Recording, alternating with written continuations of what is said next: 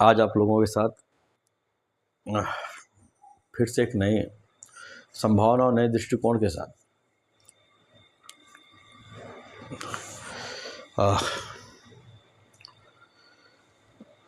बात का जो मूल विषय है वो इस्लाम है। जैसा कि पीछे कुछ दिनों ईश्वर की प्रेरणा से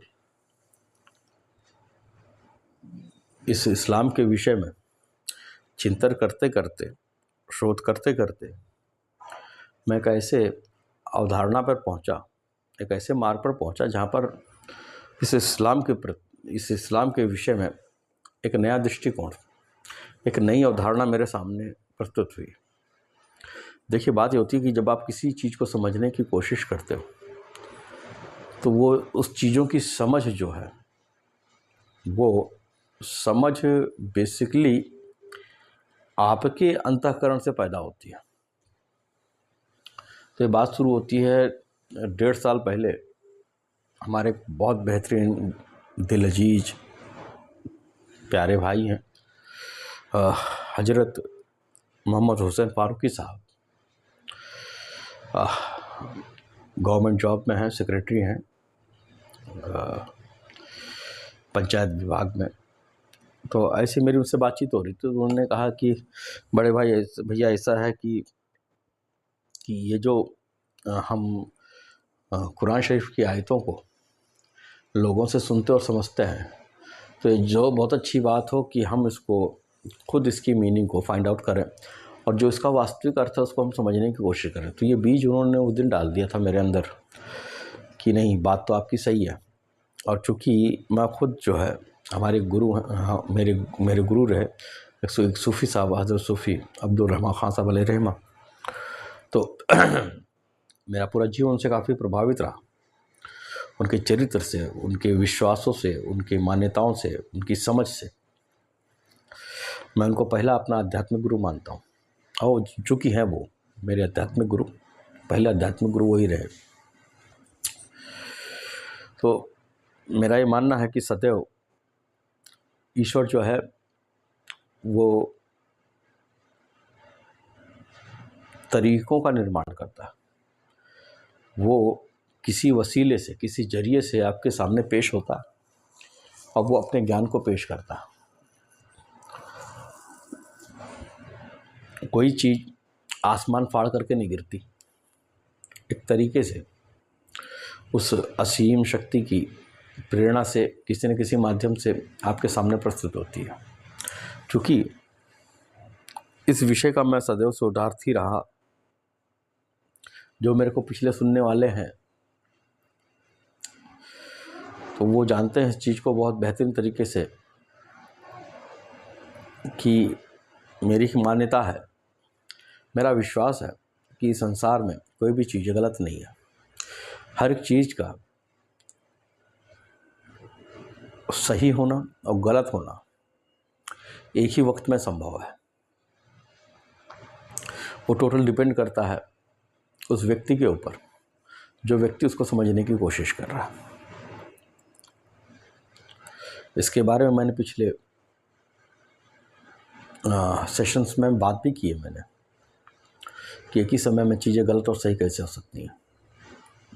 बहरहाल, जब ये बात मोहम्मद फारूकी साहब ने मेरे संज्ञान में डाली तो एक बात मेरे को स्वतः ही हृदयस्थ हो गई कि नहीं।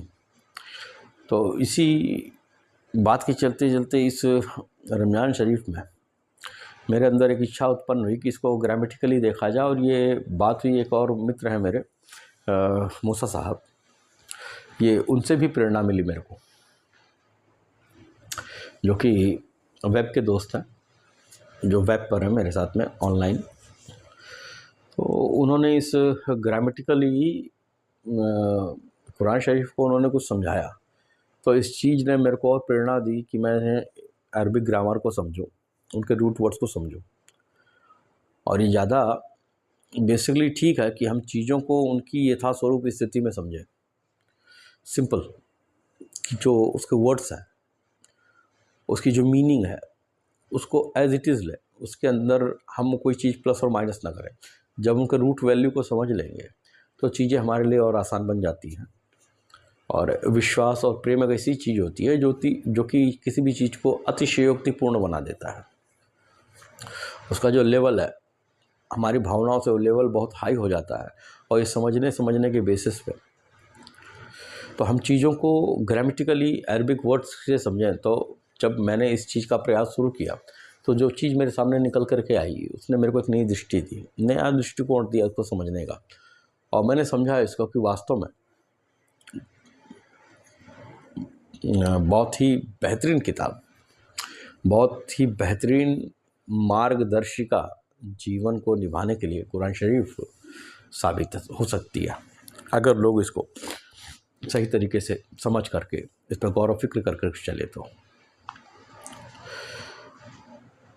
हालांकि इस तरह की किताब जो है, अगर मैं हिंदुइज्म में देखूं तो मेरे को श्रीमद् भगवत गीता लगी, जो कि व्यक्ति को उनके सांसारिक मामलों में भी और उनके आध्यात्मिक मामलों में भी वैल्यू परक ज्ञान देती है और व्यक्ति को जो है सटीकता के साथ में जीवन को बिताने का मार्ग देती है।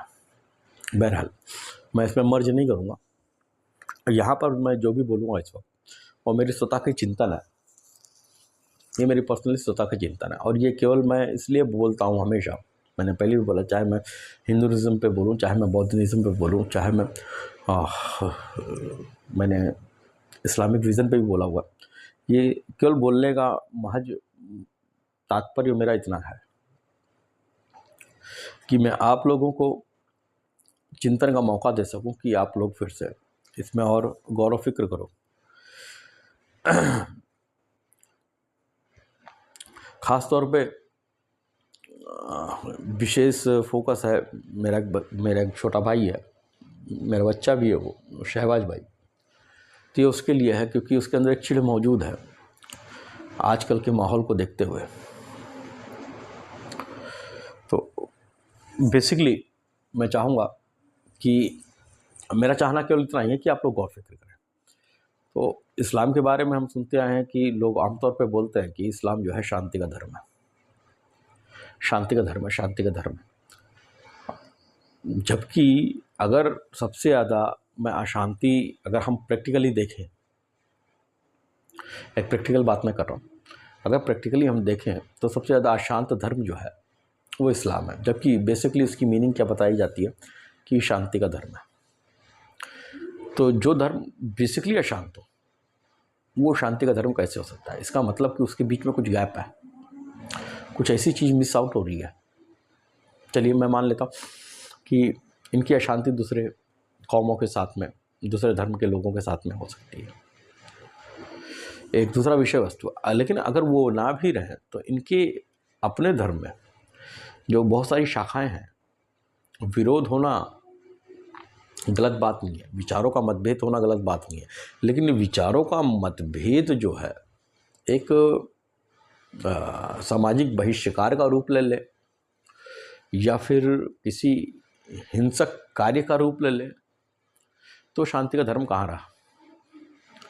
तो इसका मतलब कहीं पर कुछ चीज़ मिस आउट हो रही है। और इसी चीज़ को लेकर के चलते हुए जिस अभी मैंने जिक्र किया शहबाज भाई, वो उनके अंदर एक चिढ़ पैदा हो गई।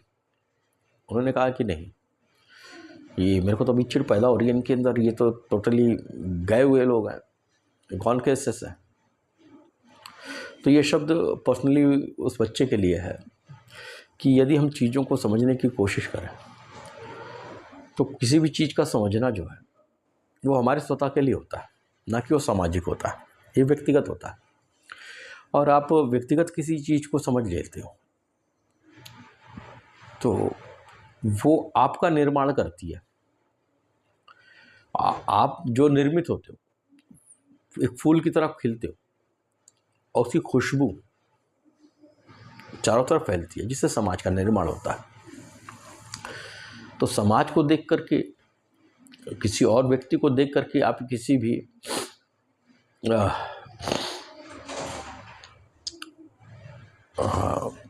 भी बोधगम्य व्यक्ति का वो क्या बोलते हैं, अच्छा शब्द नहीं आ रहा है, आप उसको एनालाइज नहीं कर सकते, आप उसको कैटेगराइज नहीं कर सकते।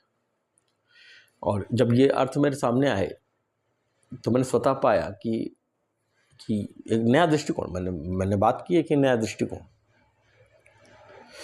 तो हम फिर से अपने रूट पे ही आते हैं कि चीज़ों को समझना ज़रूरी है। अब मैं इसको समझने को लेकर के बातचीत करूँ तो इस्लाम जो पारंपरिक मान्यताएं हैं, ये शांतिपूर्ण धर्म है। मैं भी मानता था कि इस्लाम एक शांतिपूर्ण धर्म है, मैं आज भी मानता हूँ इस्लाम एक शांतिपूर्ण धर्म है, लेकिन उसका जो रूट कॉज था वो हमारे पीर साहब रहे। और दीन इस्लाम में जो कुछ चारित्रिक गुरु परंपराएं जो निकली, उसमें जो गुरुजन हुए उनके चरित्र रहे। और सबसे मूल रूप में इस्लाम के प्रवर्तक सरकार दो आलम हुज़ूर मोहम्मद मुस्तफ़ा सल्लल्लाहु ताला अलैहि वसल्लम, आपकी जाते बाबरकत रही कि आपने अपने दुश्मनों को भी माफ़ किया, अपनी तरफ गलत करने वाले लोगों को भी माफ़ किया। सबके लिए एक आवाज़ में उन्होंने, एक रस में उन्होंने दुआएं की।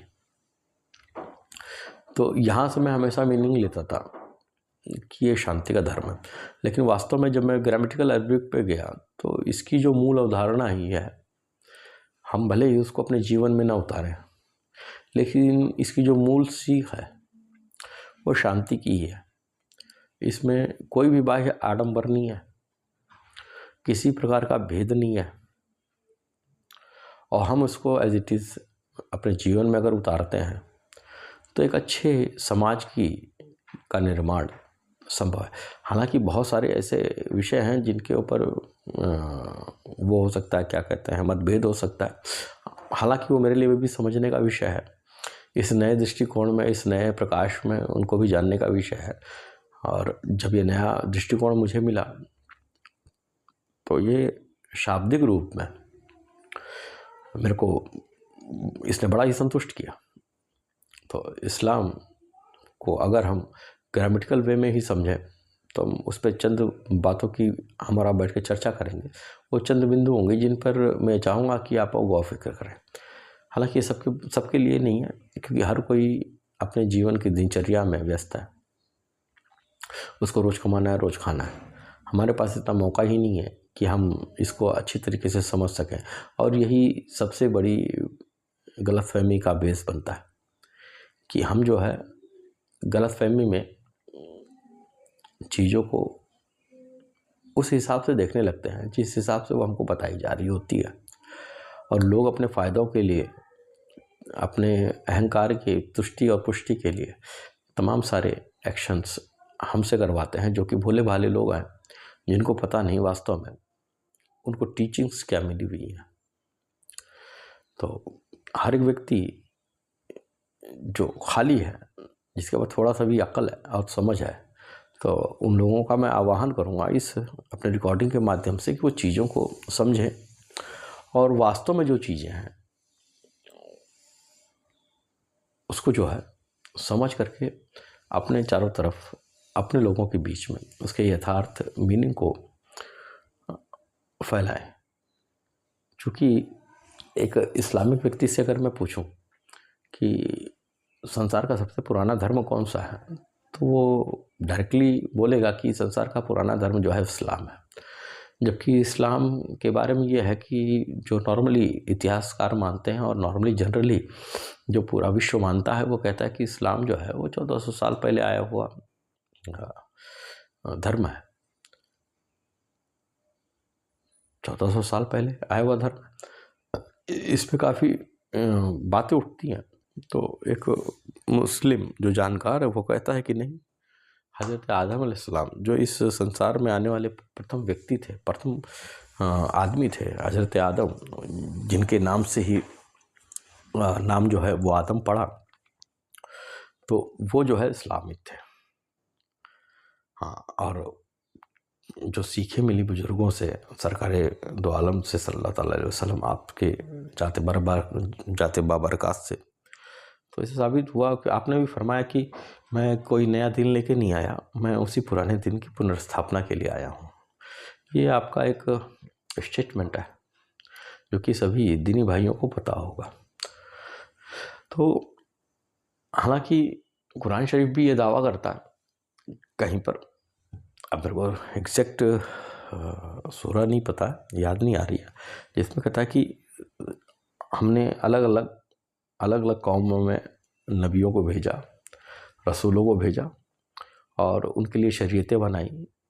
शरीयतें मतलब नियम और कानून, जिससे एक सामाजिक संरचना का निर्माण हो सके, एक अच्छे समाज का निर्माण हो सके, जिसमें सांसारिक और आध्यात्मिक दोनों उन्नति संभव हो। तो ऐसे जो नियम कानून है वो शरीयत, नियम और कानून, उनको शरीयत कहा जाता है। अगर मैं हिंदुइज्म में देखूं तो यही धर्म होता है, इसको धर्म कहते हैं, जो कि हमारे व्यक्तिगत कल्याण के लिए हो, सामाजिक कल्याण के लिए हो, वैश्विक कल्याण के लिए हो, प्राकृतिक कल्याण के लिए हो, जिसमें क्रमशः सभी चीज़ों का कल्याण निहित हो, वो धर्म होता है, जिसके धारण करने से सबका कल्याण हो। ये कार्य है, जो धारण किया जाता है वो कार्य है, और कार्य को संकल्प के रूप में धारण किया जाता है कि मैं ऐसा कार्य करूँगा। तो यही शरीयत का भी मीनिंग है।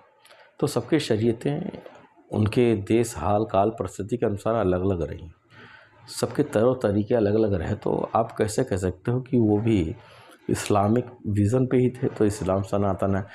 और फिर मेरा वही मान्यता, मैं एक चीज़ को हमेशा बहुत ही दृढ़ता के साथ में स्वीकार करता हूँ कि संसार में जो भी समाज में सुधारक हुए या समाज के प्रवर्तक हुए, चूँकि वो समाज सुधारक थे, सुधार का मतलब ही अच्छाई से है, तो वो कहीं पर भी गलत नहीं हो सकते, क्योंकि उन्होंने जो कुछ किया वो अच्छाई के लिए किया ना। तो हो सकता है कि कालवश, स्वार्थवश, भ्रमवश, समय के अनुसार उनमें भ्रांतियाँ उत्पन्न कर दी गई हों, लेकिन जो उनका मूल ज्ञान है वो सदैव ही पॉजिटिव रहेगा। और मैं तो सदैव एक चीज़ कहता हूँ कि हर एक चीज़ एक ही समय में सही और गलत दोनों हो सकती है। ये आपके देखने का पॉइंट ऑफ व्यू है कि आप क्या पकड़ते हो। बहरहाल बहुत ज़्यादा देर तक मैं इस विषय पे बात नहीं करूँगा, क्योंकि मैं किसी चीज़ की वकालत नहीं कर रहा, मैं केवल वो मेरा पहले से एग्जाम्पल है कि मैं एक पत्थर मार रहा हूँ ताकि आप लोग सोचें। तो इस्लाम को अगर हम व्याकरण के तौर पे लें तो इस्लाम का जो मूल धातु है वो सलम से है। रूट वर्ड उसका अरबिक जो है वो सलम है, सीन लाम मीम। और इस्लाम से ही, और मुस्लिम, जिसको मुस्लिम कहते हैं, उसका भी जो मूल धातु है वो सलामी है, इसको कहते हैं सलीमा, जो मैंने समझा। तो इस रूट वर्ड को प्रेजेंट करने का जो तरीका होता है, तो अरबिक ग्रामर, मैंने अपने आप में एक यूनिक ऐसा ग्रामर देखा जिसमें एक ही वर्ड में आगे पीछे लगने वाले हलंतों, जो निशानियाँ लगाते हैं ऊपर, वो जेर और जबर पेश है ना, उस पे और आगे पीछे एक आध अक्षरों के दाएं बाएं करने से इसी एक ही शब्द के मीनिंग जो है बहुत सारे निकल जाते हैं। और मैंने देखा, मेरे को काफ़ी अच्छा लगा, इनका ग्रामेटिकल वे बहुत सुंदर लगा, बड़ी गहराई के साथ में मेरे को बेसिकली बहुत अच्छा लगा मेरे को कि वाकई एक शब्द को किस तरीके से एक फॉर्म में उन्होंने ढाला है, और किस तरीके से ये अलग अलग सिचुएशन में अलग अलग मीनिंग को दे जाता है। तो बहरहाल, तो इसमें मुस्लिम को अगर हम माने तो ये मुस्लिम का जो एक नाम है वो है किसी एक ख़ास चीज़ पर विश्वास रखने वाला, जो कि अकीदा से पैदा होता है, विश्वास से पैदा होता है, आपके मानने से पैदा होता है। और एक जो मीनिंग मेरे सामने आई वो आई है एक्शन करने वाला, करने वाला, कार्य को करने वाला। जो नया दृष्टिकोण मैंने आपके सामने रखा, किसी कार्य को कर, तो डू वे है। हालांकि मुस्लिम का मतलब करने वाला नहीं है, तो टू वे है, एक तो हम विश्वास पे ले लेते हैं कि हमने मान लिया, और एक होता है प्रैक्टिकली हम उसको देखें।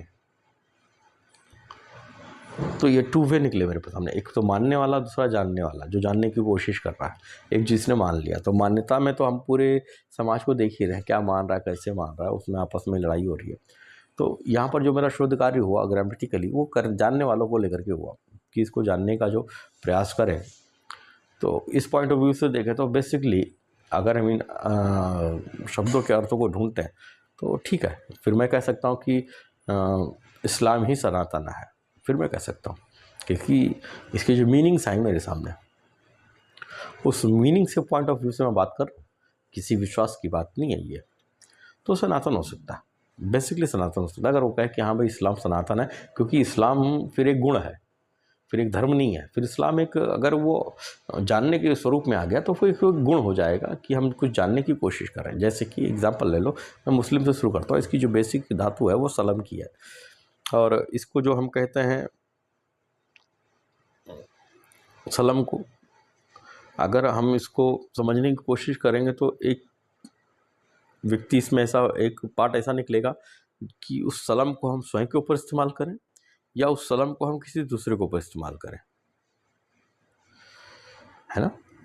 टू वे अपने आप निकल जाएंगे। एक तो अगर मैं बोलूँ कि मैं जा रहा हूँ, तो एक तो मैं खुद जा सकता हूँ, जाने का प्रयोग या तो मैं खुद के लिए कर सकता हूँ, या तो जाने का प्रयोग मैं किसी दूसरे के लिए कर सकता हूँ। तो इस टू वे में देखो, जिसको ये अरबिक में कहते हैं लाजिम व मुताद्दी।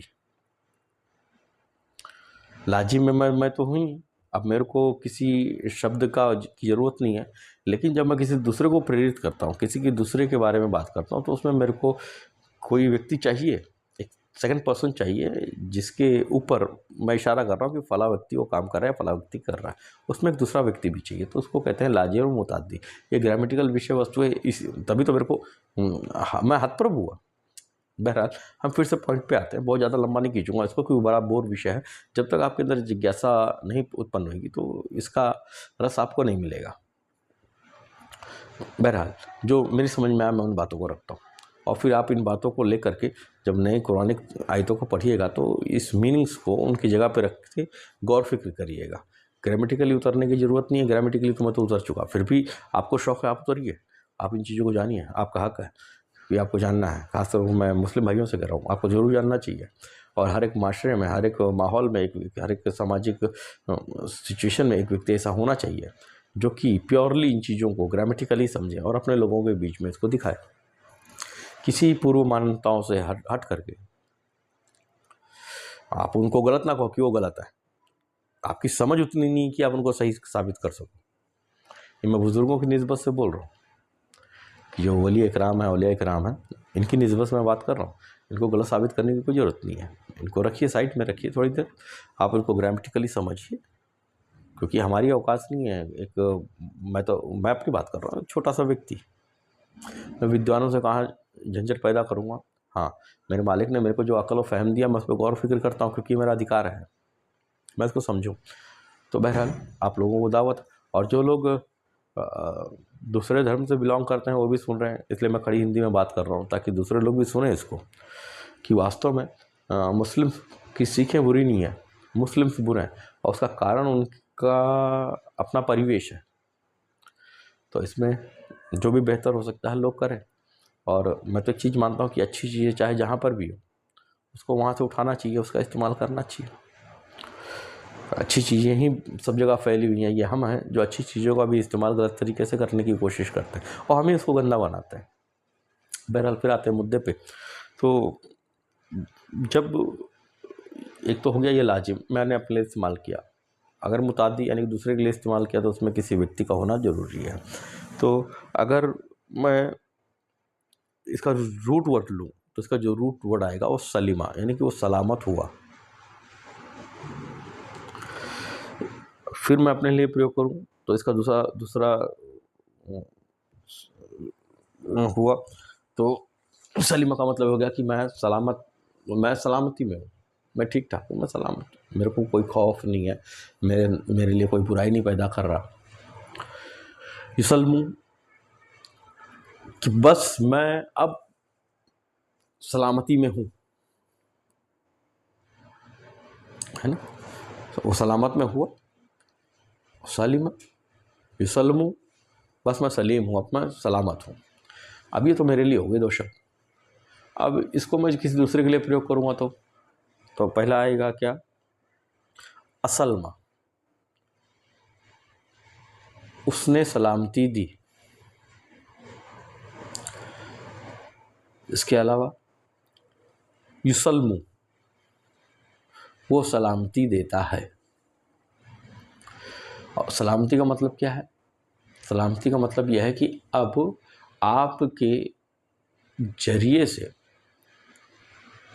आप सलामत में हुए, यानी कि अब आपके ऊपर कोई भी पॉइंट ऑफ व्यू से कोई एक्शन नहीं ले रहा है कि किसी के भी सोच से, विचार से या एक्शन से आपके ऊपर कोई खतरा नहीं है, आप सलामत हैं। जो सलामती का जो मीनिंग आता है वो यह है। और आप सलामती दे रहे हो, यानी कि अब आप अपनी सोच से, विचार से या एक्शन से कोई ऐसा काम नहीं कर रहे हो जिससे दूसरे की सलामती खतरे में पड़ी। दैट्स वाई मैं कहता हूँ कि यहाँ से मेरे को समझ में आया कि इस्लाम जो है वो शांति का धर्म है, क्योंकि आप मुस्लिम हैं तो आप किसी को भी ऐसी कंडीशन में नहीं डाल सकते कि उसकी सलामती वो आपकी वजह से खतरे में पड़े। ना आपके सोच से, ना आपके विचार से, ना आपके एक्शन से किसी की भी सलामती जो है वो खतरे में नहीं पड़ेगी। तो इसका जो रूट वर्ड है, इसका जो मुख्य बिंदु है, उत्पन्न होने की बिंदु है, वो है मस्दर कहते हैं उसको, तो वो है मुस्लिम। और इसका जो करने वाला इसका जो मूल बिंदु है, उत्पन्न होने वाला बिंदु, वो है इस्लाम। और इसका जो करने वाला है, कर्ता, वो है मुस्लिम। यानी कि वो व्यक्ति जिसकी वजह से किसी के भी सलामती में कोई बदलाव नहीं हो रहा, वो किसी खौफ में नहीं जा रहा, वो किसी बुराई में नहीं उतर रहा, वो किसी कमी में नहीं उतर रहा, दैट्स कॉल्ड द मुस्लिम। अब इस ग्रामेटिकल पॉइंट ऑफ व्यू से देखें तो ये हो गया हर एक व्यक्ति जिसकी वजह से कोई दूसरा परेशान नहीं है। किसी भी व्यक्ति के जाहिरी शब्दों से, उसके एक्शन से, उसकी सोच से भी वो आदमी परेशान ना हो, वो डिस्टर्ब ना हो, तो ऐसा व्यक्ति मुस्लिम है। अब ये तो अमलन हो गया, यानी कि इसमें कर्म है कि हमको ऐसा करना है ताकि कोई परेशान हमसे ना हो।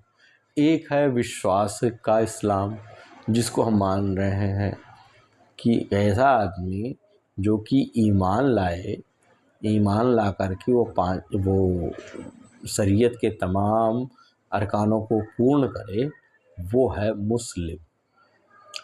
तो वो मुस्लिम जो धार्मिक जंजीरों से बंधा हुआ है, जो कि अलग अलग काल में उतरे हुए नबियों की शरीयतों के हिसाब से वो धार्मिक जंजीरें अलग अलग रही, वो धार्मिक मान्यताएं अलग अलग रही, तो वो मुस्लिम उस मुस्लिम पुराने मुस्लिम को एक रूपता नहीं दे सकता।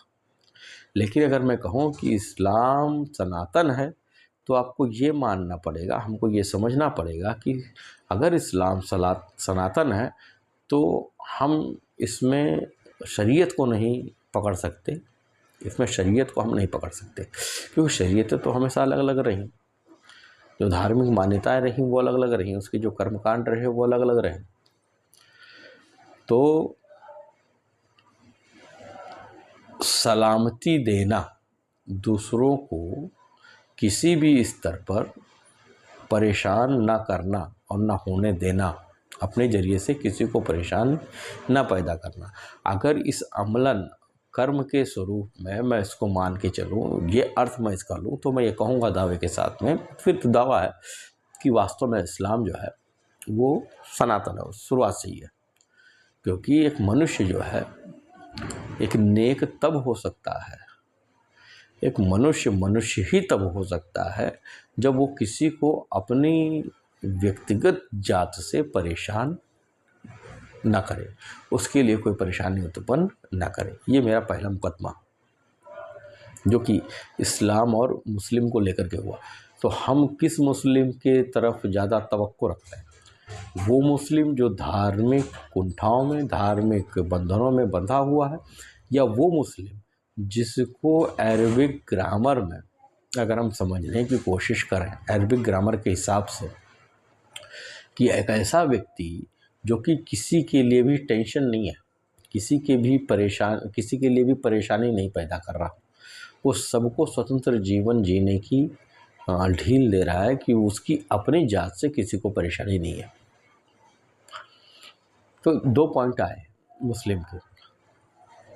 अब इन दोनों पॉइंटों को जहाँ जहाँ पर कुरान शरीफ की आयतें आई, वहाँ पर मुस्लिम की इन 2 अलग अलग मानों को आप ध्यान में रख करके उसको इलेबोरेट करें, उसको समझने की कोशिश करें, और आप बेहतर चीज़ों को समझोगे, मेरा दावा है।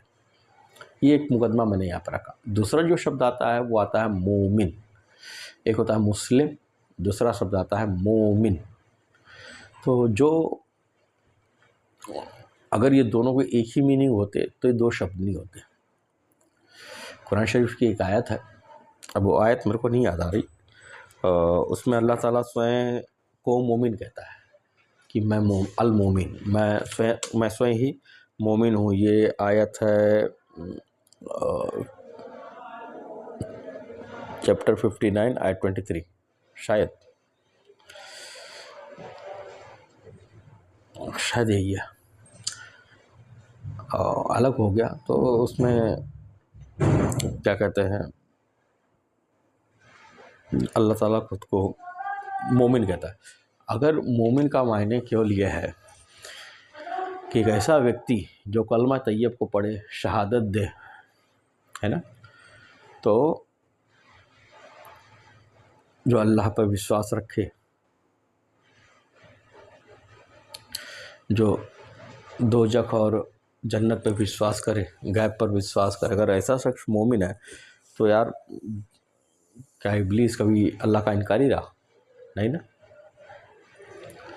क्या जन्नत दोजख का इनकारी रहा? नहीं, वो तो हमेशा मानता रहा, इबादतों को भी मानता रहा। तो मुस्लिम भी नहीं हुआ वो, तो उसको तो मलून कहा गया। तो यहाँ से मुस्लिम को भी समझना इस पॉइंट ऑफ व्यू से। अब बात मोमिन की आती है, तो मोमिन का मायने क्या है? तो मोमिन का मायने जो हम लोग लेते हैं, जो मैं पहले स्वयं लेता था मोमिन के मायना, जब ये ग्रामेटिकल वर्ड मेरे सामने नहीं आए थे, तो जो सीखें मेरे को मिली थी और जो मैं उसके अर्थों को लगाता था कि ये अर्थ जो है इसके सटीक बैठते हैं, और वो अनकरीब सटीक बैठते थे, क्योंकि एग्जैक्टली किसी चीज़ को कर लेना वो थोड़ा सा वो दूसरा मतलब रखता था। वो मोमिन मोमिन का मैं जो अर्थ मोस्टली हमारे बीच में प्रचलित है वो है प्रेम पूर्वक व्यवहार करने वाला, एक ऐसा व्यक्ति जिसके लिए अब सारा संसार जो है प्रेम पूर्ण हो, वो सभी संसार के लोगों को एक दृष्टि से देखे, उसके देखने में 2 दृष्टि ना हो। मुस्लिम एक मार्ग है इस प्रेम पूर्ण प्लेटफॉर्म को पर पहुंचने का, मुस्लिम मार्ग, मोमिन रिजल्ट। अब इसको हम ग्रामेटिकली थोड़ा सा समझने की कोशिश करते हैं। अगर ग्रामेटिकली मैं इसको समझूं तो मोमिन का जो शब्द निकलता है, मोमिन से ही ईमान है, ईमान से मोमिन, और मोमिन से ही आमन। ये शब्द जो है कुरान शरीफ की आयतों में हमको बहुत आयत में मिल जाएंगे, और इन अर्थों को लेकर के हमको इन्हीं मायनों में हम देखें, मैंने 2 लाइन पहले बता दिए थे कि एक तो है धार्मिक परंपरागत मामलों में रह करके इस पर चिंतन करना, और दूसरा है कि इसको प्रैक्टिकली जीवन में उतारने वाली शैली में इसको इस्तेमाल करना। अब मैं वापस से एक चीज़ बताऊं, मेरा केवल कहने का तात्पर्य यहाँ पर यह है कि हम जो है स्वतः चिंतन करें, स्वतः जो है समझने की कोशिश करें, और जो बेस्ट है उसको स्वीकार करें। किसी चीज़ को मैं पॉइंट आउट करने की बात नहीं कर रहा, मैंने किसी की बुराई करने की बात नहीं की। सब जगह अच्छाई देखो, ये रूट है। तुम क्या देखते हो, एक ही समय में चीज़ें सही भी हो सकती हैं और गलत भी हो सकती हैं, और चंद लोगों के हाथों की कठपुतली बनने से अच्छा है कि खुद मेहनत करो। नहीं आता है, ठीक है, जो बेहतर हो। मेरा एक मान्यता है, कोई भी चीज़ इस संसार में किसी की बुराई के लिए नहीं हो सकती। अगर हमारी जात से किसी को परेशानी हो रही है तो वो उसमें कहीं हमारा अपना नफ्स है, हमारा अपना कहीं स्वार्थ, हमारा कहीं अपना अहंकार है, जिसको हमने गलत तरीके से समझ लिया और हम नुकसान पहुंचा रहे हैं। ये बेसिक रूट है, ये रूट है। अगर बुराई भी होती है तो अच्छाई के निमित्त होती है। अगर हम किसी को मारते, अगर बच्चे को हम मारते हैं जो कि हिंसा है, तो इस निमित्त मार रहे हैं कि वो मर ना जाए, उसके अंदर थोड़ा खौफ आए, और उसके भी स्टेप्स होते हैं, और सुधारात्मक प्रक्रिया होती है। हर एक चीज़ का पॉजिटिव है ना। किसी भी चीज़ में निगेटिविटी नहीं है, वो आपके दृष्टिकोण के ऊपर होती है कि वो हम हैं जो हर एक चीज़ों को एक ही स्थिति में सही और गलत अपनी वजह से करते हैं। बहरहाल फिर से आ जाए तो इसका जो रूट वर्ड है वो है आमन, आमिना। आमिना, आमिना का मतलब होता है मुस्लिम। सलम का मतलब सलामती, सलामती में हुआ, है ना। आमिना का मतलब होता है, इसकी जो शब्द है शांति के, कि वो शांत हुआ। वो हर एक खौफ से, हर एक डर से, हर एक वो चीज़ जो उसके अंदर एक उद्वेग पैदा कर सकता है, उससे वो हिफाजत में हुआ, महफूज हुआ। तो जब मैं आमिना की बात कर रहा हूँ उसके रूट वर्ड की, तो मैं अमन में हुआ, हर एक चीज़ से महफूज हुआ। हर वो चीज़ जो मेरे को परेशान कर सकती है, मेरे अंदर उद्वेग पैदा कर सकती है, तो मैं उन सब चीज़ों से फ्री होकर के महफूजियत में गया, हिफाजत में गया, तो मैं अमन में गया। तो आमिना, यूमिनून, बस वो अमीन हुआ, बस वो शांत हुआ, अमीन हुआ, शांत हुआ। तो ये व्यक्तिगत है। लेकिन अगर मैं इसको दूसरे के लिए प्रयोग करूँ तो ग्रामेटिकली में जाएगा आमना, उसने शांति दी, उसने अमन दिया किसी को। यूमिनून, वो शांति देता है।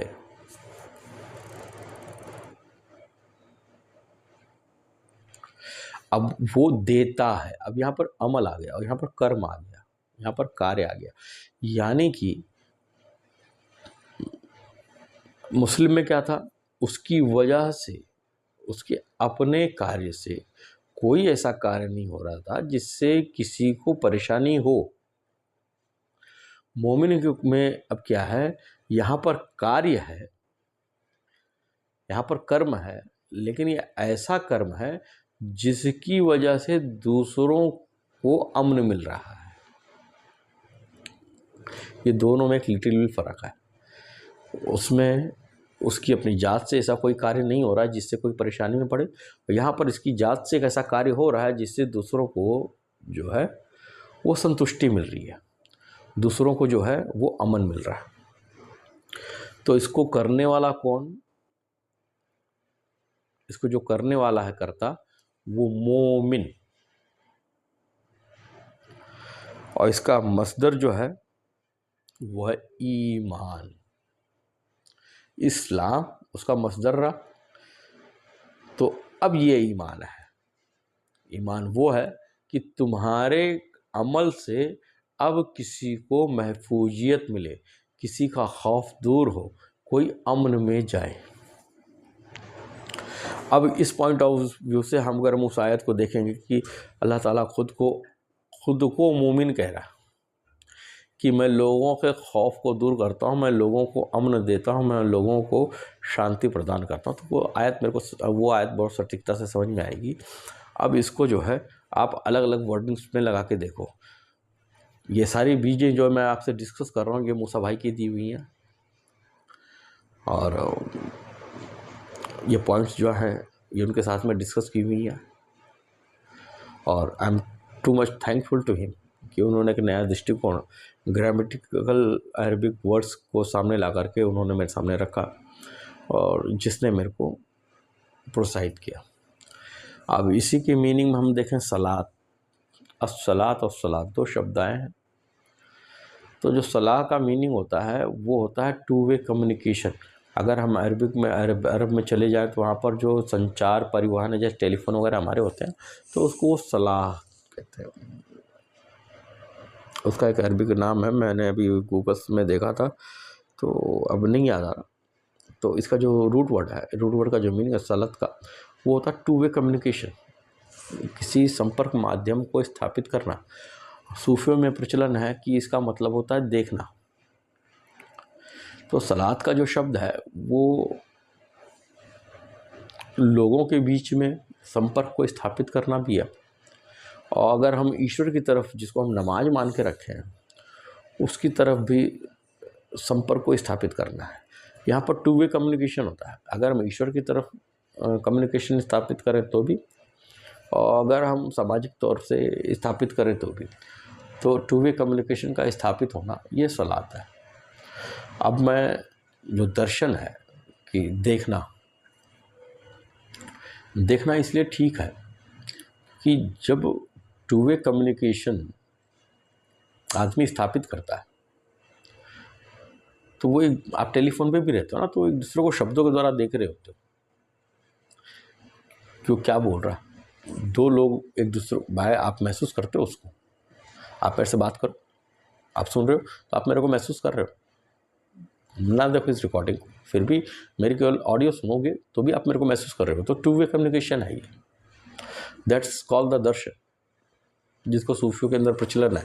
अब वो बैठ करके तसव्वुर शेख करते हैं, वो अलग उसके लिए तसव्वुर शेख का अलग मामला आ गया, वो उसको सलात नहीं कहा गया, वो तसव्वुर शेख का आ गया। तो यहाँ पर टू वे कम्युनिकेशन है, और ये टू वे कम्युनिकेशन का जो सलात का जो तरीका है ये गुप्त है, ये छुपा हुआ है कि अकेले बैठ कर के टू वे कम्युनिकेशन कैसे स्थापित करना है। अल्लाह ताला फरमाता है कि मैं तेरे नफ्सों में छुपा हूँ, क्या मुझे तू देखता नहीं। तो टू वे कम्युनिकेशन का एक जरिया है, जिसके लिए कुरान शरीफ की आयत है, तो समझने की चीज़ है। तो सलात के ऊपर फिर कभी बात करेंगे और गहराई में बात करेंगे। और अब सलात का मतलब ये समझ ले कि पंज वक्ता नमाज जो है ये सलात है, तो ये जरिया है, ये माध्यम है उस सलात को कायम करने का। हालांकि पूरे कुरान शरीफ में ये इस पंज वक्ता नमाजों का जिक्र नहीं आया, 2 वक्त का आया, 3 वक्त का आया, 5 वक्त का तो आया नहीं है। तो हदीस शरीफ है, मेरे सरकार का करम है कि 5 टाइम की नमाजों को फ़र्ज करार दिया गया, ठीक है। लेकिन जिस सलात की बात कुरान शरीफ कर रहा है ना, वो टू वे कम्युनिकेशन है। वो टू वे कम्युनिकेशन को हम पा सकते हैं जो मेरे सरकार के जरिए पंज वक्ता साबित की गई फ़र्ज नमाजें, उसके ज़रिए से उस प्लेटफॉर्म पे जाकर के हम इस टू वे कम्युनिकेशन को स्थापित कर सकते हैं अगर ईश्वर की तरफ जाए। और सामाजिक रूप में भी सलात का मतलब है टू वे कम्युनिकेशन को सही तरीके से स्थापित करना, कि जिसमें किसी को पिंच ना, है ना। तो आप इस दृष्टिकोण से सलात से संबंधित सारी आयतों को पढ़ें और इस मीनिंग को निकालिए, आपको बड़ा सुंदर लगेगा। मैंने हालांकि मैं इस पर काम कर रहा हूँ, उस तमाम सूरतों को मैं इकट्ठा कर रहा हूँ, तभी मैंने कहा कि सलात के ऊपर मैं एक लंबा डिस्कशन करूँगा आप लोगों के साथ में, अलग अलग आयतों को लेकर के उसकी मीनिंग्स को इस मीनिंग्स पे फिट आउट करके देखेंगे हम लोग कि सलात का मतलब वो पंज वक्ता नमाज है, क्या वो कम्युनिकेशन है जो कि हमको सामाजिक तौर पे अपने लोगों के बीच में सही तरीके से और ईश्वर के लिए आध्यात्मिक तौर से किस तरीके से कायम करनी चाहिए, जिसके अंदर रूह की भी बात आएगी, कोहमा की भी बात आएगी और सजूद की भी बात आएगी। हालांकि हम उसमें बात करेंगे, 40 से 45 मिनट वैसे भी बीत चुका है। एक पॉइंट और है, सब्र। सब्र का जो मीनिंग होता है, अल्लाह ताला फरमाता है कि कुरान शरीफ की आयतों में कि व्यक्ति को चाहिए कि वो अपने परेशानियों में नमाज और सब्र से मदद दरियाफ्त करें। तो नमाज जो है वो सलात हो गया, सलात से टू वे कम्युनिकेशन से ईश्वर के जरिए या सामाजिक तौर पे किसी भी मामले आप ले सकते हैं। अपनी परेशानी में है तो आपको सलात के जरिए और सब्र के जरिए। सब्र का मतलब ये होता है, हम जो नॉर्मली समझते हैं कि अब हमारे ऊपर कोई एक सिचुएशन आ गई है, अब हम उस सिचुएशन को एज इट इज़ स्वीकार कर लें और उस पर अरे नहीं ठीक है यार अब ये तो लेके चलो ना। सब्र का मतलब ये नहीं। सब्र का मतलब जो है वास्तविक जो अरबिक मीनिंग है सब्र की, क्योंकि सब्र जो है वो उर्दू का शब्द है और ये उर्दू में अरबिक वर्ड से आया हुआ है। हम भी सब्र का इस्तेमाल करते हैं आमतौर पे हिंदी भाषा में भी। लेकिन जो सब्र का जो अरबिक जिसका रूट का जो मीनिंग है वो है किसी भी सिचुएशन को स्वीकार करके दृढ़ता के साथ में खड़े रहना और अपने जात से कोई बुराई ना पैदा होने देना। एक शब्द, अपने जात से कोई बुराई ना होने देना। दृढ़ता किस बात की कि मैं किसी भी सिचुएशन को स्वीकार करूंगा और अपनी तरफ से कोई बुराई नहीं पैदा होने दूंगा। हम जो सब्र की मीनिंग लेते हैं कि भी ईश्वर की तरफ से अब मैंने इसको स्वीकार कर लिया, अब बस बैठ जाओ। ये दो चीज़ों को मिलकर के एक सब्र बनता है। चीज़ों को स्वीकार करना और स्वीकार करने के बाद मैं दृढ़ता से इस बात पे खड़ा रहूँगा कि मैं अपने जात से किसी भी प्रकार की बुराई को पैदा नहीं करूँगा। जब ये दोनों चीज़ मिलती हैं तो वो बनता है सब्र। तो अब मैंने 4 मुद्दे आपके सामने इस्लाम के विषय में रखे। हालांकि सलाद का कोई पॉइंट ऑफ व्यू नहीं है, ये एक लंबा विषय है तो इसलिए मैंने इस पर बहुत ज़्यादा नहीं लिया। लेकिन सलाद को अगर हम टू वे कम्युनिकेशन ले लें सामाजिक तौर पे, आध्यात्मिक तौर पे तो बाद में ले लें हम, क्योंकि हम अपने अमल के ऊपर बात कर रहे हैं, कर्म के ऊपर। यानी कि हमारा टू वे कम्युनिकेशन ऐसा वो किसी को पिंच आउट ना करे, शाब्दिक प्रहार ना हो, कमेंट्स ना हो, और वो जो टू वे कम्युनिकेशन स्थापित हो वो किसी सॉल्यूशन की तरफ लेके जाए हमको। हालांकि सलाद का जो मेन इस्तेमाल है और सामाजिकता में तो ही है, लेकिन इसका आध्यात्मिक वे भी है कि हम अपने रब के लिए सलाद कायम करें, अपने रब के लिए सलाद कायम करें। तो अब अगर आप समाज में टू वे कम्युनिकेशन स्थापित कर रहे हो वो भी सलाद है। यहाँ पर 2 शब्दों का प्रयोग है, अल सलाद और सलाद, 2 शब्दों का प्रयोग है। अब इन 2 शब्दों में आपको भिन्नता लानी है कि कहाँ पर सलाद है, कहाँ पर अल सलाद है। यहाँ पर ईश्वर के प्रति आपको टू वे कम्युनिकेशन स्थापित करना है और कहाँ समाज के प्रति स्थापित करना है। तो ये सलाद का चैप्टर उठाऊंगा, ये मुद्दा उठाऊंगा तो वापस इस पर बात करेंगे। तो अब ये जो नया दृष्टिकोण मेरे सामने आया इसमें कुफर भी और शिरक भी है। 2 पॉइंट ऑफ व्यू पे मेरा वर्किंग ऑलरेडी चल रहा है कि क्या मान्यताएं हैं हमारी, और ये इस्लामिक वर्ल्ड के लिए है और उनके साथ साथ ये गैर कौमों के लिए भी है कि हम जो बगैर जाने आरोप प्रत्यारोप करते हैं, बहुत अच्छी सीखें हैं इसके अंदर, ऐसा नहीं है। हम उस सीखों को स्वीकार करके अपने समाज को अच्छा बना सकते हैं और एक अच्छा जीवन जी सकते हैं, अच्छे लोगों का निर्माण कर सकते हैं, अच्छे चरित्र का निर्माण कर सकते हैं और मजबूती के साथ हम जीवन जी सकते हैं। चाहे वो बुद्धिज्म की बातें हों, चाहे वो पंजाबियों की बातें हों, चाहे वो क्रिश्चियनिज्म की बातें हों, चाहे वो हिंदुइज्म की बातें हों। तो जो चीज़ें हमारे को समाज में बेहतरीन रखें,